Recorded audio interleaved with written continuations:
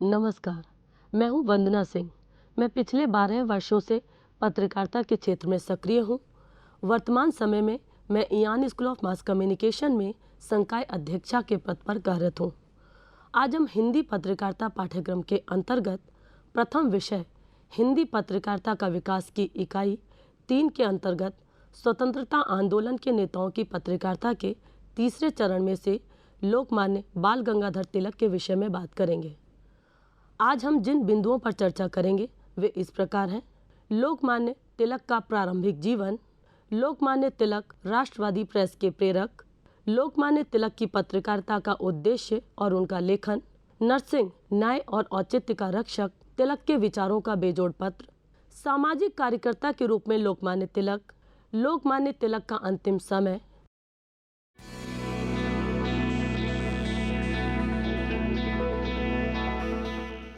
बाल गंगाधर तिलक का जन्म 23 जुलाई 1856 को महाराष्ट्र के रत्नागिरी में हुआ था।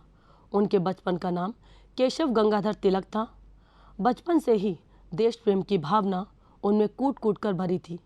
प्रारंभिक शिक्षा मराठी में प्राप्त करने के बाद गंगाधर को अंग्रेजी स्कूल में पढ़ने के लिए पूना भेजा गया। उन्होंने डेक्कन कॉलेज से स्नातक की पढ़ाई पूरी की। उनका सार्वजनिक जीवन 1880 में एक शिक्षक और शैक्षिक संस्थापक के रूप में आरंभ हुआ। इन्होंने कुछ समय तक स्कूल और कॉलेजों में गणित पढ़ाई। अंग्रेजी शिक्षा के ये घोर आलोचक थे और मानते थे कि यह भारतीय सभ्यता के प्रति अनादर सिखाती है। इन्होंने दक्कन सोसाइटी की स्थापना की ताकि भारत में शिक्षा का स्तर सुधरे। तिलक हिंदुस्तान के एक प्रमुख नेता, समाज सुधारक और स्वतंत्रता सेनानी थे। ये भारतीय स्वतंत्रता संग्राम के पहले लोकप्रिय नेता थे। इन्होंने सबसे पहले ब्रिटिश राज के दौरान पूर्ण स्वराज्य की मांग उठाई। इनका ये कथन कि स्वराज्य मेरा जन्मसिद्ध अधिकार है और मैं इसे लेकर रहूंगा बहुत प्रसिद्ध हुआ। इन्हें आदर से लोकमान्य पूरे संसार में सम्मानित कहा जाता था। इन्हें हिंदू राष्ट्रवाद का पिता भी कहा जाता है।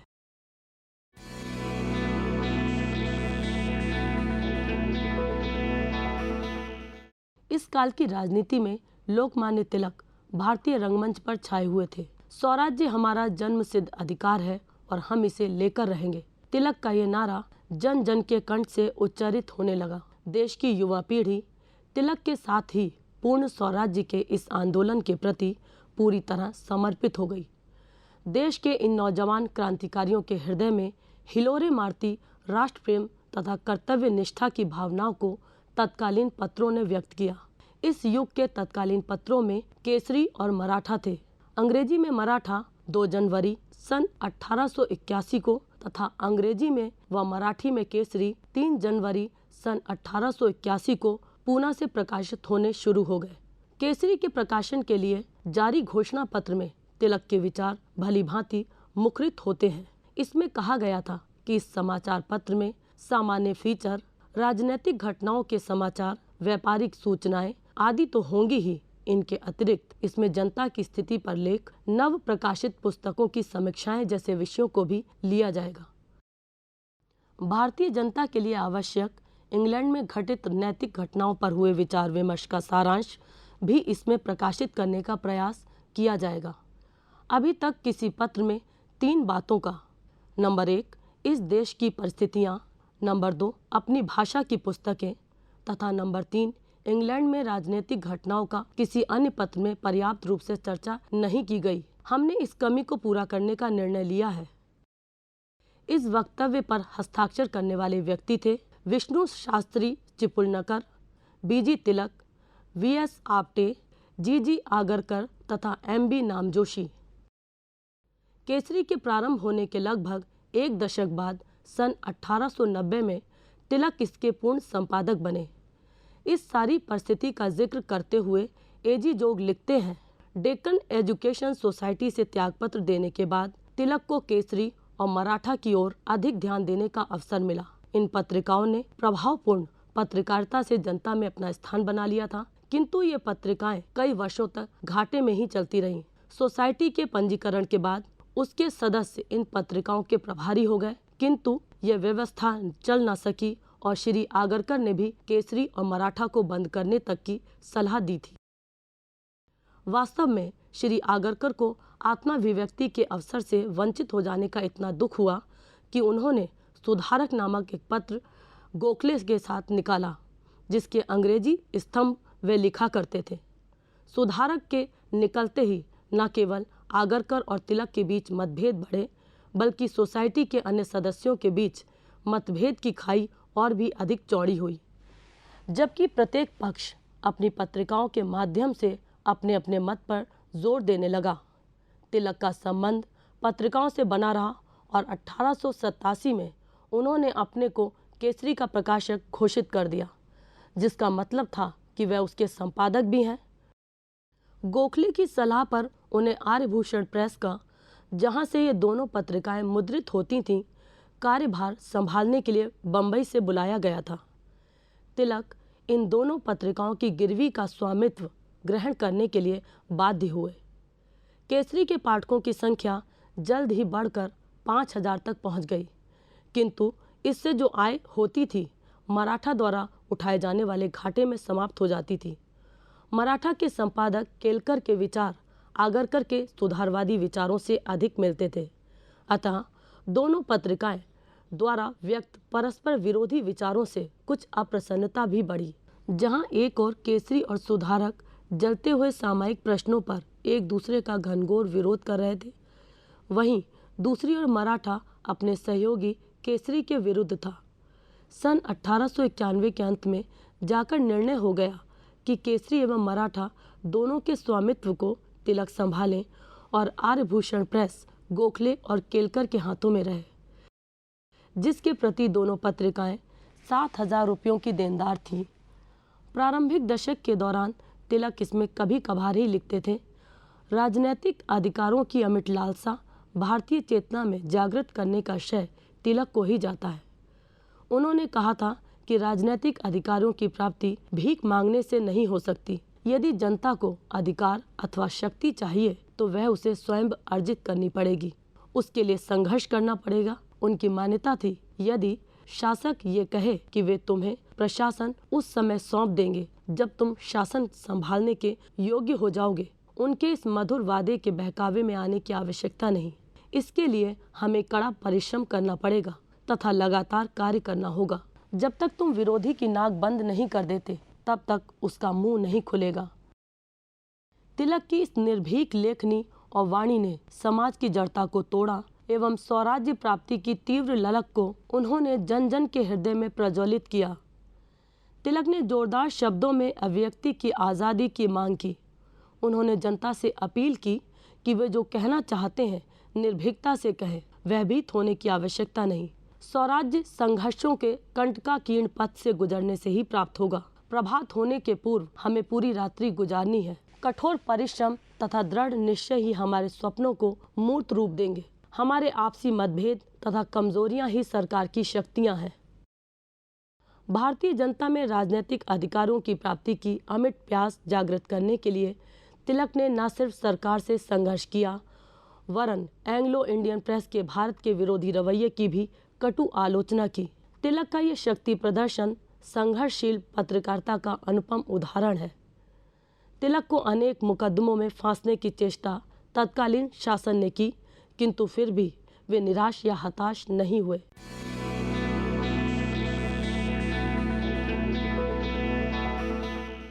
तिलक की पत्रकारिता का उद्देश्य जनता को शिक्षित करना था।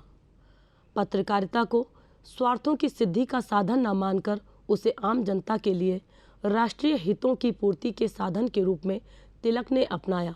बंगाल का विभाजन कर देने से देश भर में तीखी प्रतिक्रिया होना स्वाभाविक ही था। सभी तरफ एकता की लहर दौड़ पड़ी और ब्रिटिश शासन के विरुद्ध जगह जगह विरोध एवं प्रदर्शन किए जाने लगे। ऐसे में 15 अगस्त 1905 के केसरी के अंक में संकट आ पहुंचा शीर्षक लेख में तिलक ने चुनौती देते हुए लिखा, ऐसा लगता है कि बहुतों ने अभी तक बहिष्कार आंदोलन का महत्व पूरा नहीं समझा है। जब जनता और उसके विदेशी शासकों से संघर्ष चल रहा हो तो ऐसे साधन बिल्कुल आवश्यक हैं। ब्रिटेन के इतिहास में ही एक ऐसा उदाहरण है जब राजा द्वारा अपनी मांग को पूरा करने से इनकार किए जाने पर क्रुद्ध जनता ने उसे दंडित किया था। हम ना तो ऐसा चाहते हैं और ना हम में इतनी शक्ति है कि हम सरकार के विरुद्ध सशस्त्र क्रांति के लिए उठ खड़े हों। लेकिन करोड़ों रुपए इस देश से जो बाहर चले जाते हैं, उन्हें रोकने का प्रयास क्या हम नहीं कर सकते? क्या हम नहीं देखते कि चीनियों द्वारा अमेरिकी वस्तुओं के बहिष्कार से अमेरिकी सरकार की आंखें कैसे खुल गई हैं? इतिहास साक्षी है कि गुलाम जनता कितनी भी असहाय क्यों न हो, वह एकता, साहस और दृढ़ निश्चय के बल पर हथियार उठाए बिना ही अपने मदोन्मत्त शासकों को परास्त कर सकती है। इसलिए हमें विश्वास है कि इस संकट में देश के अन्य भागों की जनता बंगालियों का साथ अवश्य देगी। तिलक ने सदा अभिव्यक्ति की स्वतंत्रता का समर्थन किया तथा वे भारतीयों के प्रति अंग्रेजी समाचार पत्रों के विश्ववमन के करारे उत्तर भी देते रहे। एक मुकदमे के सिलसिले में अपना पक्ष प्रस्तुत करते हुए उन्होंने कहा, वास्तव में हमें तो पायनियर जैसे आंग्ल भारतीय पत्रों से अधिक स्वतंत्र रूप से मिलने चाहिए, क्योंकि दंड संहिता के अनुसार आत्मरक्षा में जो कुछ भी जाए वह कोई अपराध नहीं। मान्य जूरीगण, यदि आप भी अपनी जनता के प्रतिनिधि होते तो इन परिस्थितियों में क्या करते? स्पष्टता आप भी वही करते जो मैंने किया। मैंने पायनियर के लेखों की चर्चा बहुत ही नम्र और साधारण शब्दों में की है और तर्क का जवाब तर्क से दिया है। क्या हम पायनियर को इस देश की जनता के प्रति गालियां बकने की इजाजत देंगे? अगर ऐसा ही है तो भारतीय भाषाओं के पत्रों को बंद कर दिया जाए और केवल पायनियर को अकेले निकलने दिया जाए। इस प्रकार के झूठे अभियोगों का उत्तर देना मेरा कर्तव्य था। तिलक की लेखनी में जबरदस्त प्रभाव निहित था। एक एक शब्द आक्रामक था तथा सीधा प्रहार करता था। श्री एलन गोखले के शब्दों में उनकी लेखनी शैली सरल थी, किंतु आक्रमणों में वे कभी अपने लक्ष्य से नहीं चूके। समाचार पत्रों के माध्यम से ऐसा विरोचित संघर्ष तिलक से पहले ज्ञात नहीं था। श्री गोखले ने तो जनसंचार की राजनीतिक महत्ता का पहली बार किसी भारतीय द्वारा उपयोग करने का श्रेय भी तिलक को देते हैं। जनसंचार नामक शब्द जब प्रचलित भी नहीं हुआ था, तब उसे राजनीतिक महत्व प्रदान करने वाले तिलक पहले भारतीय थे। केसरी तथा मराठा जैसे पत्र रूपी दो सशक्त हथियार तिलक के पास थे, जिनसे उन्होंने स्वतंत्रता का दीप प्रज्वलित किया। असहयोग आंदोलन, कानून भंग, विद्रोह, बहिष्कार आदि की भावना तिलक ने प्रचारित की। इन पत्रों ने जनता को तत्कालीन व्यवस्था के प्रति आलोचनात्मक रवैया अपनाने की प्रेरणा प्रदान की। केसरी का स्वर अधिक प्रबल था। कहा जाता है मराठा केसरी का नरम संस्करण था। केसरी उकसाता था, मराठा समझाता था। केवल सप्तक का भेद था, राग एक ही था। इनमें प्रकाशित लेखों का अनुवाद भी कुछ अन्य पत्र प्रकाशित करने लगे। आरसी मजुमदार ने तिलक के योगदान का उल्लेख करते हुए लिखा है, भारत में राजनीतिक दर्शन को तिलक ने स्वर्ग से धरती पर उतारा। विधानसभा तथा कांग्रेस के मंडप से उबार कर उसे सड़क और बाजार में पहुंचाया। तिलक के अभिन्न मित्रों आगरकर और विष्णु शास्त्री चिपुलनकर का भरपूर सहयोग उन्हें मिला। मराठा का प्रचार प्रसार शीघ्र ही पूरे भारत तक हो गया। राष्ट्रीय जन जागरण को व्यापकता देने के लिए केसरी का हिंदी संस्करण भी प्रकाशित किया जाने लगा। सन 1903 में नागपुर से हिंदी केसरी का प्रकाशन हुआ। हिंदी केसरी का प्रकाशन डॉक्टर बालकृष्ण शिवराम मुंजे ने किया। इसके संपादक पंडित माधवराव सप्रे थे और पंडित जगन्नाथ प्रसाद शुक्ल तथा पंडित लक्ष्मीधर वाजपेयी का इन्हें सक्रिय सहयोग मिला। 1909 में इस पत्र का प्रकाशन स्थगित हो गया। सन 1920 तक नागपुर से प्रकाशित होते रहने के बाद यह सन 1945 तक काशी से छपता रहा। केसरी में तिलक के प्रकाशित लेखों के हिंदी अनुवाद हिंदी केसरी में प्रकाशित होते रहे। सप्ताह भर पुराने लेखों के प्रकाशित होने के बावजूद हिंदी जगत में इस पत्र का स्वागत किया गया तथा शीघ्र ही यह पत्र लोकप्रिय हो गया। गरम दल के प्रामाणिक पत्र के रूप में अपना स्थान बनाने वाले इस पत्र को निष्पक्ष संपादन तथा निर्भीक आलोचना के क्षेत्र में कीर्तिमान स्थापित करने का श्रेय प्राप्त है। इस पत्र ने मराठा केसरी तथा हिंदी केसरी ने स्वाधीनता आंदोलन में जो अप्रतिम भूमिका निभाई वह चिर स्मरणीय रहेगी। केसरी के मुख पृष्ठ पर यह वाक्य प्रकाशित होता था, सावधान, निश्चिंत होकर न विचरना, जब देश की जनता नींद से उठ जाएगी तब तुम्हारी खैर नहीं। हिंदी केसरी शीघ्र ही लोकप्रिय हो गया। इसके पहले अंक की 3000 प्रतियां प्रकाशित हुई थीं। इस पर टिप्पणी करते हुए आचार्य महावीर प्रसाद द्विवेदी ने लिखा था, हिंदी केसरी निकल आया, अच्छा निकला। पहले पृष्ठ पर नाम के ऊपर मातृभूमि का चित्र है, सिर पर मुकुट है, एक सिंह इधर एक सिंह उधर, अपना एक एक पंजा मुकुट पर रखे है, ऊपर वंदे मातरम छपा है। ब्लॉग बहुत अच्छा बना है, भाव से भरा है। आशा है इससे वही काम होगा जो तिलक महाशय के केसरी से हो रहा है। इसके निकलने का पूरा श्रेय पंडित माधवराव सप्रे को है। महाराष्ट्री होकर हिंदी भाषा पर आपके अखंड और अप्रतिम प्रेम को देखकर उन लोगों को लज्जित होना चाहिए जिनकी जन्म भाषा हिंदी है पर जो हिंदी में एक अक्षर भी नहीं लिख सकते अथवा लिखना नहीं चाहते। मराठा केसरी के मुख्य पृष्ठ पर पंडित जगन्नाथ का कविकृत जो सुभाषित स्थिति बोरे दध्या क्षणमपि मदा धंधे क्षण सखे प्रकाशित हुआ करता था, उनका हिंदी अनुवाद पंडित महावीर प्रसाद द्विवेदी ने किया और वह केसरी के मुख्य पृष्ठ पर इस प्रकार छपता था। स्वामी कुंजर वृंद के इस घने कांतार के भीतर से एक क्षणी भी न तू ठहरना उन्माद में आकर हाथी जान शिला विदीर्ण करके पहने नखों से निरी सोता है गिरिगर्भ में यही भीमाकृति केसरी। संपादकीय पृष्ठ के ऊपर पंडित श्रीधर पाठक का कवित्व इस प्रकार प्रकाशित होता था। रे गयंत मद अंध छिन्हु समुचित तोहि नाही, बसिवा अब या विपिन घोर दुर्गम भुई माही, गुरु सिलानी गज जाइन नखन सो वृदावित करी, गिरी कंदर मुँह लखऊं परियों ये निद्रित के हरि। हिंदी केसरी की उग्र विचारधारा का प्रभाव दूर दराज के क्षेत्रों में फैलने लगा और पत्र की प्रसार संख्या 7000 तक पहुंच गई। लोकमान्य तिलक के विचारों और कार्यों को जनता के सम्मुख हिंदी भाषा में प्रकट करने का महत्वपूर्ण कार्य यह पत्र कर रहा था। सरकार की दमनात्मक कार्रवाइयों के विरुद्ध हिंदी केसरी ने प्रखर आवाज उठाई। उसके बाद भी कुछ समय तक पत्र का प्रकाशन जारी रहा, किंतु विपरीत परिस्थितियों के कारण प्रकाशन स्थगित करना पड़ा। तिलक ने अपने पत्रों में मुख्य रूप से धर्म, इतिहास, ज्योतिष, साहित्य आदि से संबंध विषयों को स्थान दिया। देश की सांस्कृतिक परंपराओं से परिचित होना प्रत्येक देशवासी के लिए आवश्यक है। इन क्षेत्रों में किए जा रहे शोधों से तिलक ने अपने पाठकों को परिचित कराया। तिलक ने स्वयं गीता रहस्य पुस्तक लिखकर लोगों को नई दृष्टि से सोचने को प्रेरित किया। अपने जीवन में केसरी में प्रकाशित उनके लेखों व संपादकीय उत्तरदायित्वों के कारण 3 बार उन पर मुकदमे चलाए गए तथा जेल भी भेजा गया। तिलक के आदर्शों का अनुसरण करते हुए उस समय अनेक पत्र पत्रिकाओं का प्रकाशन भी प्रारंभ हुआ।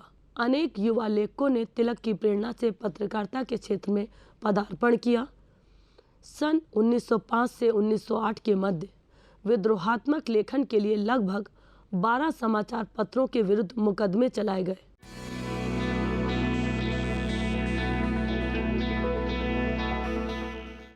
सन 1907 में श्री अंबिका प्रसाद वाजपेयी के संपादन प्रकाशन में निकला पत्र नरसिंह भी एक ऐसा ही तेजस्वी पत्र था। इस शब्द का विशिष्ट अर्थ है जिसके उद्देश्य तथा समग्र वैशिष्ट्य में तिलक युग मुखर है। नरसिंह एक व्यापक अर्थवादी शब्द है। नरसिंह एक नाम है न्याय और औचित्य के रक्षक का। नरसिंह अवतार का एक बड़ा प्रयोजन था, अधर्म का, अन्याय का और अनौचित्य का निरसन तथा धर्म और सत्य की प्रतिष्ठा के महान उद्देश्य से नरसिंह अवतार संभव हुआ और तभी से नरसिंह शब्द प्रतीक बन गया औचित्य विधायिनी शक्ति का, जिसे देखते ही न्याय और औचित्य रक्षा का हमें आश्वासन बोध होता है। नरसिंह ने तिलक के विचारों का पूर्ण समर्थन किया। स्वराज्य हमारा जन्म सिद्ध अधिकार है कि भावना के प्रचार प्रसार में अपनी पूरी शक्ति लगा दी। स्वराज्य की आवश्यकता नामक लेख में उसने लिखा, स्वराज्य की आवश्यकता भारतवासियों को इसलिए है कि विदेशी सरकार उनके अभाव अभियोगों को समझने में असमर्थ है। यदि आज यहाँ स्वराज्य होता तो लाखों हिंदुस्तानी दुर्भिक्ष के कारण दाने दाने को तरसकर प्राण न गंवाते। स्वराज्य के अभाव से ही प्रतिवर्ष 45 करोड़ इस दरिद्र देश से इंग्लैंड चले जाते हैं और इनके बदले भारत में कानी कौड़ी तक नहीं आती। जहां 5 करोड़ मनुष्यों को साल भर में एक समय भी पेट भरकर भोजन नहीं मिलता, जिसके पास जाड़े में रात को ओढ़ने के लिए कंबल तक नहीं, जहां करोड़ों किसान अरहर, उड़द, चना और मूंग बोते हैं पर उसके स्वाद से नितांत अनभिज्ञ रहते हैं, जिन्हें टैक्स देने के लिए बाध्य होकर अन्न बेचना पड़ता है, जहां के शासक शासितों से सहानुभूति नहीं रखते, उस देश की विपत्तियों की तुलना किस देश से की जा सकती है। ऐसी स्थिति में स्वराज्य के बिना भारत की गति ही नहीं। जिस प्रकार रोगी को औषधि की, भूखों को अन्न की और दरिद्र को धन की आवश्यकता होती है, उसी प्रकार भारत को स्वराज्य की आवश्यकता है।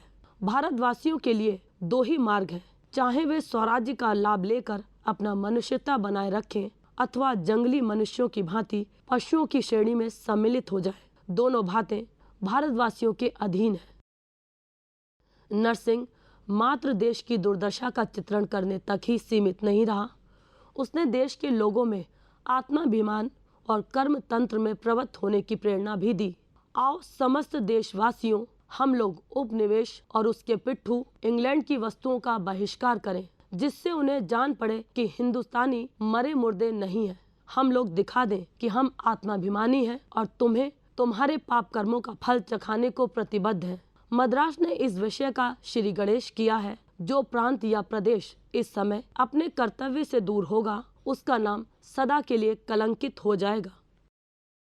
नरसिंह पत्र के संपादक पंडित अंबिका प्रसाद वाजपेयी तिलक युग के पत्रकारों में अपना विशिष्ट स्थान रखते हैं। डॉक्टर कृष्ण बिहारी मिश्र ने वाजपेयी जी की पत्रकारिता को जातीय अभिप्सा की उदय अभिव्यक्ति तथा वाजपेयी जी को तिलक युग की उदग्र चेतना का अप्रतिम पुरस्कृता कहा है। नरसिंह तथा स्वतंत्र जैसे पत्रों के माध्यम से वाजपेयी जी ने देशवासियों से क्रांति का आह्वान किया। वह सही अर्थों में क्रांतिकारी तथा ओजपूर्ण विचारों के स्वाभिमानी प्रतीक थे, जो राष्ट्र हित तथा गौरव के उत्थान के लिए सतत समर्पित रहे। डॉक्टर कृष्ण बिहारी मिश्र लिखते हैं, पंडित अंबिका प्रसाद वाजपेयी इसी चिंतनधारा से प्रेरित उस आलोक वर्षा परंपरा के पत्रकार थे जो लोकमान्य तिलक, विपिन चंद्र पाल, ब्रह्म माधव उपाध्याय, अरविंद घोष तथा लाला लाजपत राय जैसे मनीषी पत्रकारों की परंपरा थी। उग्र राष्ट्रीय स्वर के साधकों की परंपरा तिलक युग के हिंदी पत्रकारों में वाजपेयी जी का स्थान बहुत ऊंचा है। 20वीं शताब्दी के आरंभिक 2 दशकों तक हिंदी पत्रकारिता के उन्नायकों में वे अप्रतिम थे। आर्थिक कठिनाइयों की मजबूरी के कारण 1 वर्ष बाद इस पत्र का प्रकाशन बंद करना पड़ा। इसके बाद कुछ समय तक वाजपेयी जी श्री सनातन धर्म का संपादन करते रहे। सन 1911 के जनवरी माह से आपने भारत मित्र का संपादन भार ग्रहण किया। भारत मित्र का उनका कार्यकाल पत्रकारिता की कठोर तपस्या और साधना का समय था। अगस्त 1919 तक वाजपेयी जी इस पत्र से संबंधित रहे।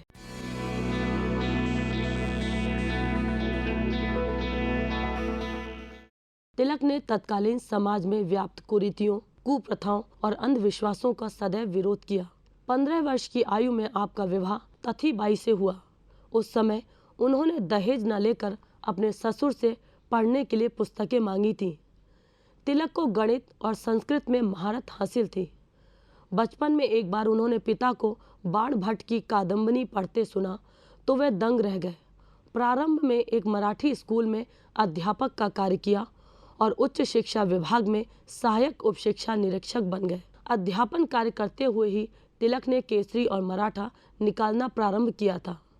सन 1889 में तिलक कांग्रेस में शामिल हुए। उन्होंने इसकी उदारवादी नीति का तीव्र विरोध किया कि विदेशी सरकार की जनता पर समाज सुधार का कोई अधिकार नहीं है।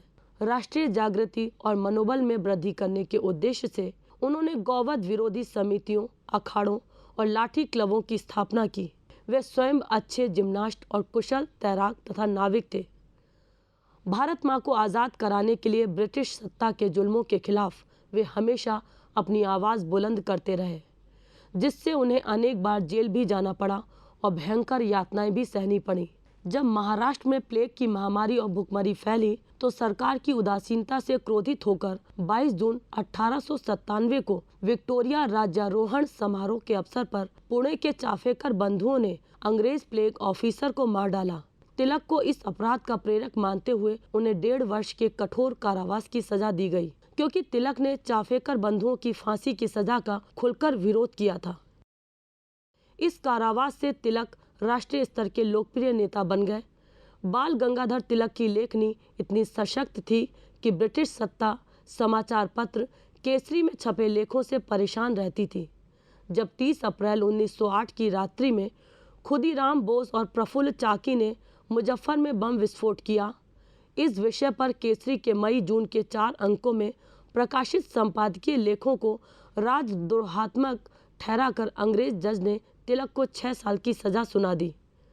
इससे स्पष्ट होता है कि यह मुकदमा केसरी में प्रकाशित लेखों के विरुद्ध था।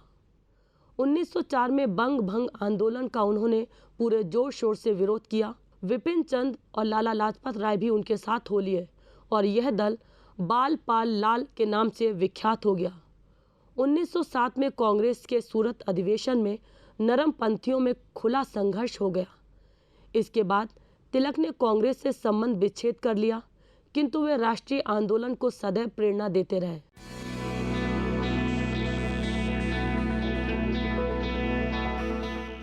अंग्रेज सरकार के गुप्तचर विभाग के लोग तिलक पर बराबर नजर रखते थे।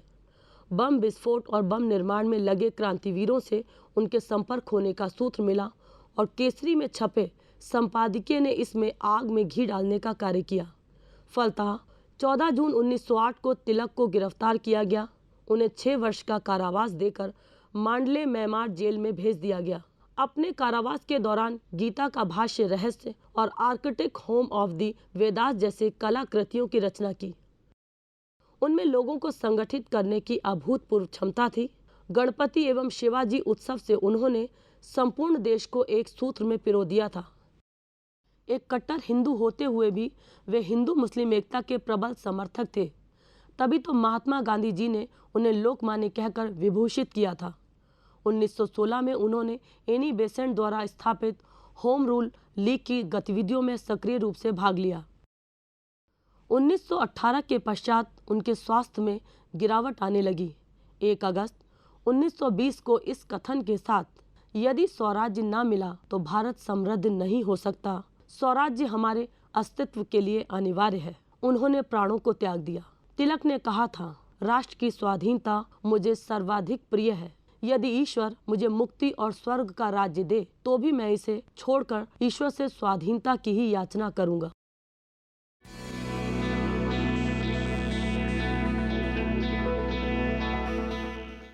लोकमान्य का त्याग बलिदान सदैव प्रत्येक राष्ट्रभक्त को प्रेरणा देता रहेगा। आज जिन बिंदुओं पर हमने चर्चा की वे इस प्रकार हैं। लोकमान्य तिलक का प्रारंभिक जीवन, लोकमान्य तिलक राष्ट्रवादी प्रेस के प्रेरक, लोकमान्य तिलक की पत्रकारिता का उद्देश्य और उनका लेखन, नरसिंह न्याय और औचित्य का रक्षक, तिलक के विचारों का बेजोड़ पत्र, सामाजिक कार्यकर्ता के रूप में लोकमान्य तिलक का अंतिम समय। आज हम अपनी चर्चा को यहीं पर विश्राम देते हैं। आपके प्रश्न और सलाह हमेशा आमंत्रित है।